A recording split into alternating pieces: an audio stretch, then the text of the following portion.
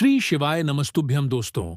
आप सभी लोग जानते हैं कि वट सावित्री व्रत आने वाला है और यह व्रत सुहागिन महिलाओं के लिए बहुत अधिक विशेष होता है। इस दिन सभी माताएं बहनें पति की लंबी आयु के लिए अपनी मनोकामना पूर्ति के लिए इस व्रत को रखती हैं।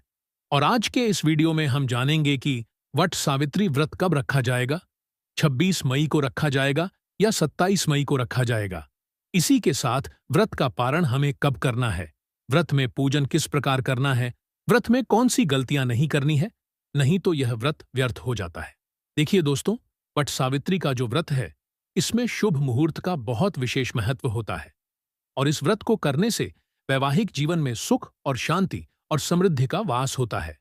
तो जो भी माताएं बहनें इस व्रत को धारण करने वाली हैं वह इस वीडियो को पूरा देखें, और जो भी माताएं बहनें पहली बार इस व्रत को रखने वाली हैं वो भी इस वीडियो को जरूर देखें ताकि आपसे पहली बार इस व्रत में कोई गलती न हो सके। साथ ही में जानेंगे इस बार हम लोग पहली बार व्रत शुरू कर सकते हैं या नहीं कर सकते हैं। देखिए, इस बार जो वट सावित्री व्रत है वह बहुत ही विशेष महासंयोग के साथ यहाँ पर आया हुआ है। उसका कारण क्या है? देखो, इस बार जो वट सावित्री व्रत है वो 26 मई 2025 सोमवार के दिन है और इसी दिन दोस्तों अमावस्या भी है, सोमवती अमावस्या है। इसीलिए दोस्तों इस बार की वट सावित्री व्रत का जो महत्व है वो बहुत ही ज्यादा यहाँ पर बढ़ जाता है। इसलिए इस बार 26 मई सोमवार के दिन यह व्रत रखा जाएगा और इस दिन अमावस्या तिथि है। और दोस्तों इसीलिए यह योग बहुत ही ज्यादा शुभ है। इस दिन सुहागन महिलाएं अपने पति की लंबी आयु के लिए और शुभ दांपत्य जीवन के लिए वट सावित्री व्रत को रखती हैं। वट सावित्री के व्रत को रखने से सुख सौभाग्य की प्राप्ति होती है। अब दोस्तों हम जानते हैं कि वट सावित्री व्रत में सबसे ज्यादा जरूरी चीज क्या होती है। देखो, वट सावित्री व्रत इस बार सिर्फ और सिर्फ 26 मई 2025 के दिन ही रखा जाएगा। और इस वट सावित्री व्रत का एक नियम है कि इस दिन इस व्रत में एक दिन पहले हमें नहाय खाए करना पड़ता है। मतलब एक दिन पहले हमें अपने नाखूनों को काटना रहता है। जैसे कि 26 मई के दिन वट सावित्री व्रत है तो 25 मई को मतलब रविवार के दिन हमें इस नियम के पालन को यहां पर करना होता है। जैसे कि 25 मई के दिन नहाए खाए में आप लोगों को सबसे पहले तो अपने नाखूनों को यहां पर काटना रहता है। उसके अलावा जो भी अशुद्ध चीजें हैं उनका सेवन बिल्कुल भी नहीं करना रहता है। जैसे कि लहसुन प्याज जैसी जो चीजें होती हैं इनका सेवन नहीं करना रहता है। बैंगन, मसूर की दाल जो कि व्रत में खाना वर्जित माना जाता है, इन चीजों को भी आप लोगों को यहां पर नहीं लेना चाहिए। सीधी सी बात है, अशुद्ध चीजें नहीं लेना चाहिए, सेवन नहीं करना चाहिए। इसी के साथ में आप लोगों को जो है इसी दिन मेहंदी भी जरूर लगा लेनी चाहिए, क्योंकि मेहंदी जब आप एक दिन पहले लगाओगे तभी आपकी जो है 26 मई के दिन तक जो मेहंदी है वो रचती है। इसी के बाद में दोस्तों ठेकुआ जो बनता है, अगर आप लोगों के यहाँ जैसी जैसी चीजें होती हैं आप वैसे वैसे कीजिएगा। बाकी जो भी नियम है वो तो हम आप लोगों को यहाँ पर बताते जा रहे हैं। इसके अलावा दोस्तों देखो, सबसे पहली चीज जो व्रत होता है तो 26 मई वट सावित्री व्रत के दिन जितनी भी माताएं बहनें इस व्रत को धारण करती हैं उनके लिए सबसे ज्यादा जरूरी यह रहता है कि वह इस दिन सुबह सुबह जल्दी उठ जाएं। किस दिन? जिस दिन वट सावित्री व्रत होता है इस दिन जितना जल्दी हो सकता है सुबह सुबह अपने पूरे घर के कार्य को कर सुबह सुबह जल्दी स्नान कर लें। ठीक है? स्नान करने के बाद दोस्तों जो सबसे पहला कार्य रहता है वो है आपके वस्त्रों को पहनने का। और जब भी आप लोग जो भी व्रत रखने वाली हैं इस वट सावित्री व्रत का, वो लोग ध्यान रखें कि आप जो वस्त्र पहनेंगे वो लाल या पीले रंग के होने चाहिए।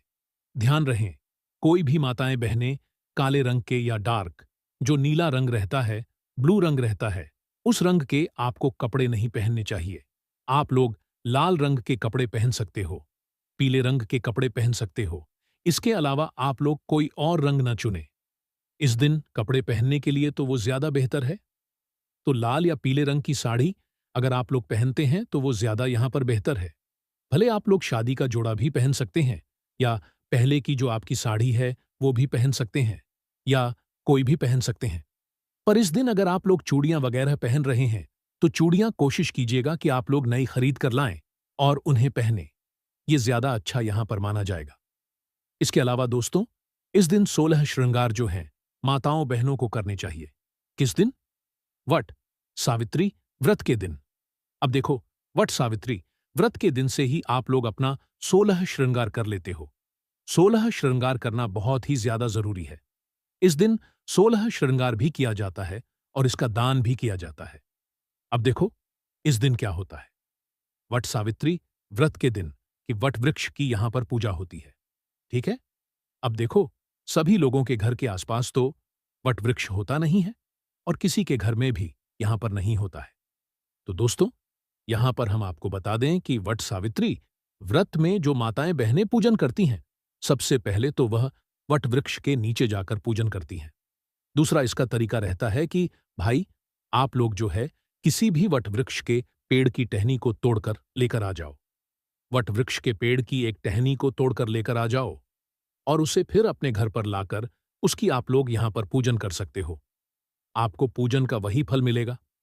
तो बस ध्यान ये रखना है कि जिस दिन व्रत है, यानी कि 26 तारीख के दिन वट सावित्री व्रत है, तो भाई इस दिन आप लोगों को वट के पेड़ के नीचे से जो है बरगद के वृक्ष के नीचे से आप लोगों को जो है टहनी नहीं तोड़ना है, एक दिन पहले ही तोड़कर रख लेना है।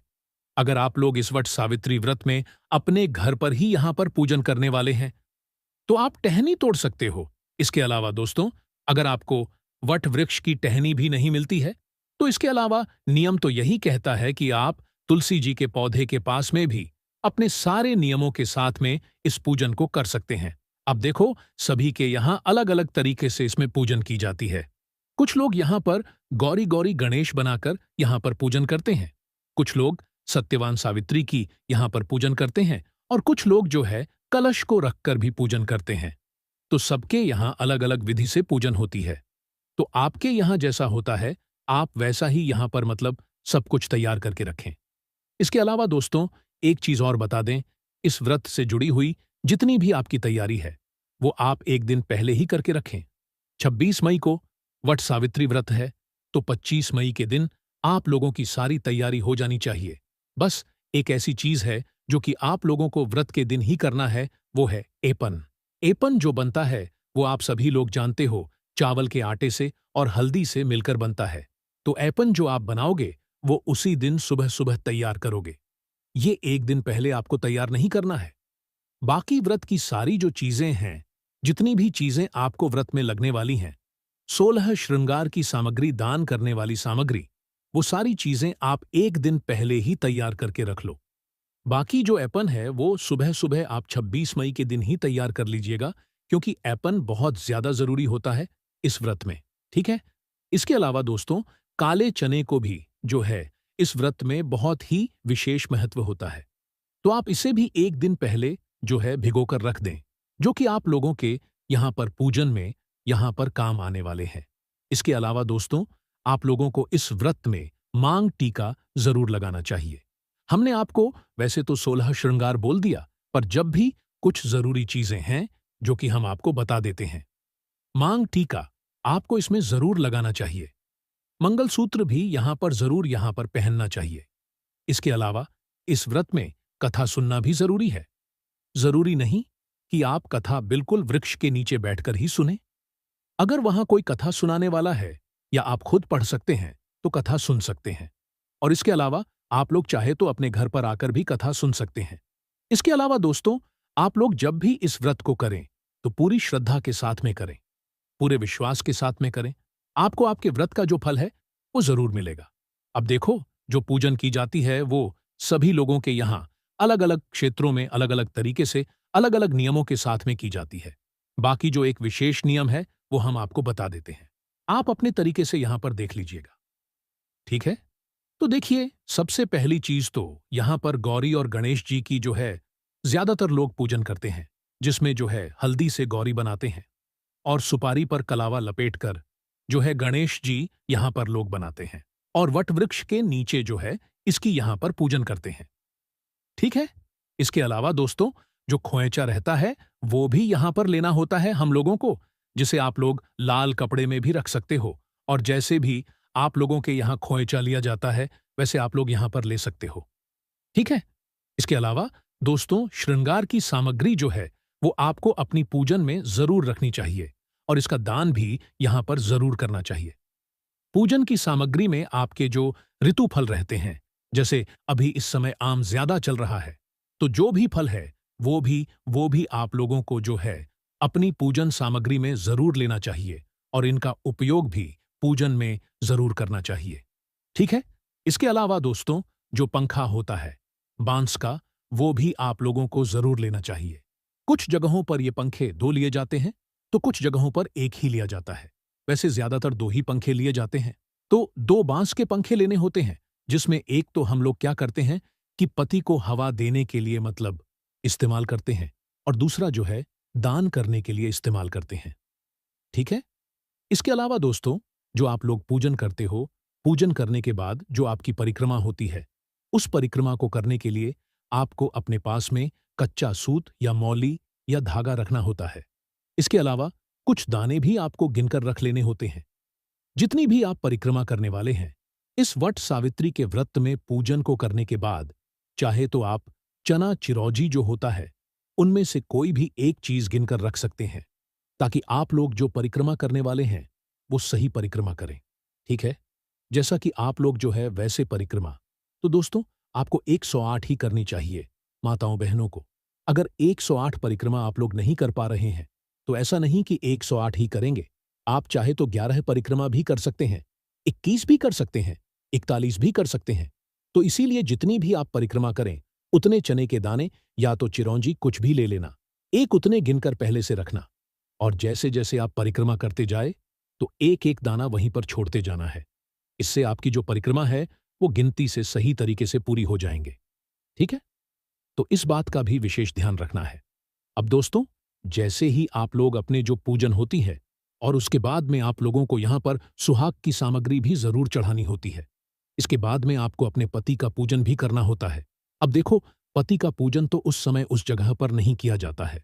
तो पति का पूजन आप लोग पहले वट वृक्ष पूजन करने के बाद उसके बाद अपने घर पर आकर पति की यहां पर पूजन कर सकते हैं। ठीक है। इसमें पति के पूजन भी यहां पर की जाती है। तो देखिए, जैसे ही आप लोग अपने जो वट वृक्ष की पूजन है वो कर लेते हैं, वट वृक्ष के नीचे जितनी भी पूजन सामग्री होती है वो कर लेते हैं। इसके बाद में आपको क्या करना होता है कि आपको अपने घर पर आकर अपने पति की भी यहां पर पूजन करनी होती है। अब पति की पूजन कैसे करोगे वो भी सुन लीजिए। तो देखिए, सबसे पहले आप लोग अपने पतिदेव के जो है पैर धोएंगे। पैर धोने के बाद आप लोग जो है अपने पति को उस पंखे से हवा करेंगे जो कि बांस का है, जिसमें से पहला पंखा हमने अपने पतिदेव के लिए जो है यहां पर बांस का हवा करने के लिए रखा हुआ था, और दूसरा दान के लिए। ठीक है। तो पहले जो पंखा है उससे आप लोगों को अपने पतिदेव को हवा करनी है। उसके बाद अपने पति का जो है टीका करना है, तिलक करना है, उनकी हथेली पर कलावा बांधना है। उसके बाद में जो भी भोग प्रसाद आप लोग लेकर आए हुए होंगे, उस भोग प्रसाद को भी आपको अपने पतिदेव को जरूर खिलाना है। इस पूजन के बाद, पतिदेव की पूजन के बाद, आपके वट वृक्ष की पूजन के बाद, अब आप लोग जो है अपना जो भी हल्का फुल्का जो मतलब खाने पीने की चीजें रहती हैं वो ले सकते हैं, जैसे कि चाय, जूस, शरबत वगैरह ये चीजें होती हैं। जो माताएं बहनें व्रत रखती हैं भाई, वो लोग कुछ नहीं ग्रहण करती हैं, तो भाई वो लोग ये सारी चीजें ले सकती हैं। हालांकि इस व्रत में जो है कुछ लोग निर्जला व्रत भी रखते हैं, तो कुछ लोग अपने अपने तरीके से व्रत रखते हैं। बाकी आपके शरीर की जैसी क्षमता है आप जिससे अच्छे तरीके से व्रत रख सकते हैं, आप वही चीजों का यहां पर ध्यान रखते हुए इस व्रत को करें। बाकी इस पूजन के बाद आप चाय, जूस, शरबत वगैरह ले सकते हैं। ठीक है। पर सूर्यास्त से पहले पहले आप लोगों को कुछ मीठे में अगर खाना है तो आप वो खा सकते हैं। बाकी सूर्यास्त के बाद आप लोगों को कुछ भी ग्रहण नहीं करना चाहिए। नमक विशेष रूप से आप लोगों को किसी भी तरह का नहीं लेना चाहिए। इस बात का आप लोगों को ध्यान रखना है। अब देखिए, सबसे पहले हम आपको तिथियों के बारे में बता देते हैं। 25 मई के दिन आप लोग नहाए खाए करेंगे जैसे नियम के साथ में होता है वैसे। इसके बाद में 26 तारीख को वट सावित्री का व्रत है। इसके बाद में जितनी भी माताओं बहनों ने इस वट सावित्री व्रत को रखा हुआ होगा, वो अपने व्रत का पारण 27 तारीख को करेंगी, मतलब 27 मई को करेंगी, मंगलवार के दिन करेंगी। इस व्रत का पारण उसी दिन नहीं होगा, इस बात का ध्यान रखिएगा। और जो व्रत का पारण करने का समय है वो सुबह का समय रहेगा। और जो आप वट सावित्री व्रत की पूजन अर्चना करेंगे वो सुबह के समय करेंगे तो ज्यादा बेहतर है। किसी भी पूजन को करने का जो समय है वो सुबह का समय सर्वोत्तम माना जाता है। बाकी कुछ माताएं बहनें दोपहर में भी पूजन करती हैं, तो आपके यहां जैसा होता है आप वैसे कर सकते हैं। बाकी सुबह सुबह अगर आप लोग पूजन करेंगे तो अच्छे से आपकी पूजन हो जाएगी। आपको गर्मी वगैरह का सामना यहां पर नहीं करना पड़ेगा। बाकी आपके यहां जिस समय पर पूजन होती है जैसे होती है आप वैसे ही कीजिएगा। जो नियम थे वो हमने आपको यहां पर बता दिए हैं, ठीक है।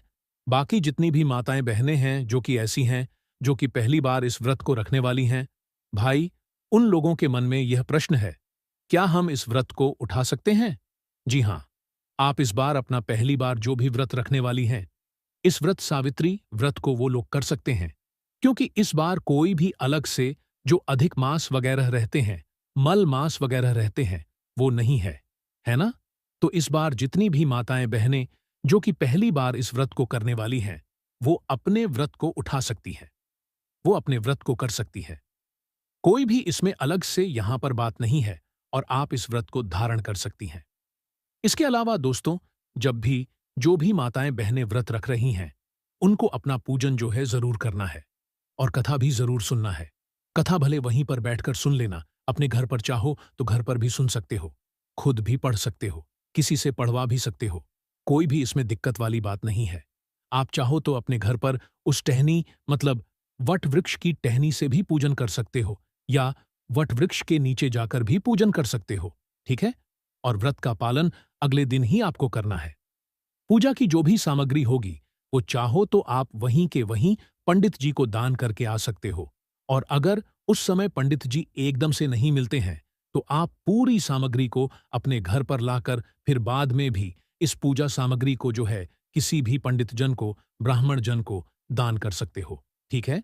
और जो भी आप दान करो उसमें से कुछ सामग्री अपने लिए भी जरूर बचा लेना, इस बात का ध्यान रखना, ठीक है। इसके बाद में दोस्तों, दातून आप लोग इस्तेमाल कीजिएगा। आपको ब्रश का इस्तेमाल नहीं करना है, क्योंकि ब्रश तो आप लोग रोज रोज इस्तेमाल करते हो, जिसमें आप जो भी भोजन करते हो भाई कहीं ना कहीं उसमें उसका भाग रहता है। तो इसलिए आप लोग जितने दिन व्रत रहो, जितने दिन व्रत के नियम का पालन करो, तो उतने दिन में आप लोगों को दातून का यहां पर इस्तेमाल करना है। और आपकी जैसी क्षमता हो, आपको वैसे व्रत करना है, निर्जला नहीं हो पाता है तो आप बिना जल के जो है व्रत रख सकते हैं। पर व्रत यहां पर आप लोग जरूर रखिएगा, क्योंकि इस व्रत का बहुत ही बड़ा यहां पर फल मिलता है। इसके अलावा दोस्तों, इस दिन जो है रुई की बाती नहीं जलाई जाती है। तो आप देख लीजिएगा, कलावा वगैरह की बत्ती बनाकर आप लोग इस दिन तैयार करें। और दोस्तों, इस दिन सोमवार की अमावस्या भी है। इस दिन वट सावित्री व्रत भी है। इस दिन सोमवार भी है, तो बहुत ही विशेष ये दिन है। बाकी इसके अलावा अगर आपके मन में कोई प्रश्न है तो उसे पूछ सकते हो,